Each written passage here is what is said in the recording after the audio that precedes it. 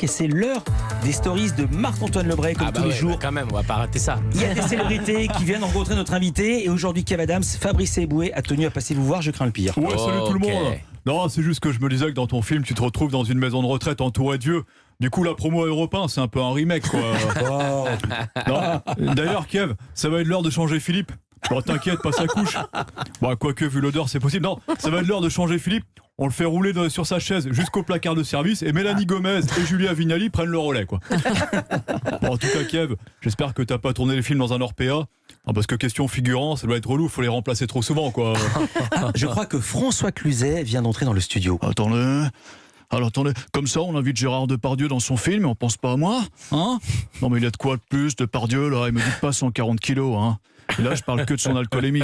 Oui GG, c'est plus en grammes, c'est direct en kilos, hein? En plus Kev, j'aurais tellement été à l'aise de jouer dans une maison de retraite, j'ai encore mon fauteuil de intouchable.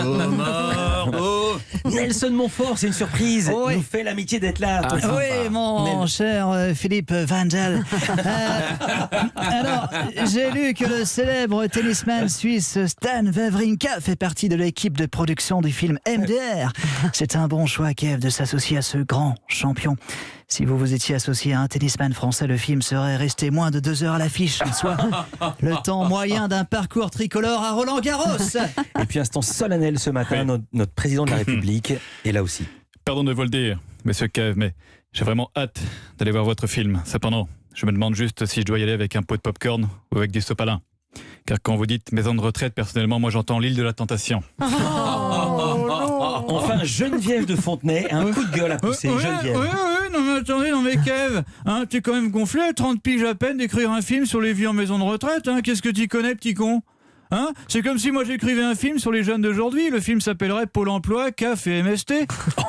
Au pire, avec un titre pareil, je pourrais aussi en faire un film sur le destin des premières dauphines, mais bon, je suis pas là pour parler des relations de Kev. Voilà. Merci beaucoup Marc-Antoine Lebray, merci Kev Adams, merci d'avoir été avec nous. Maison de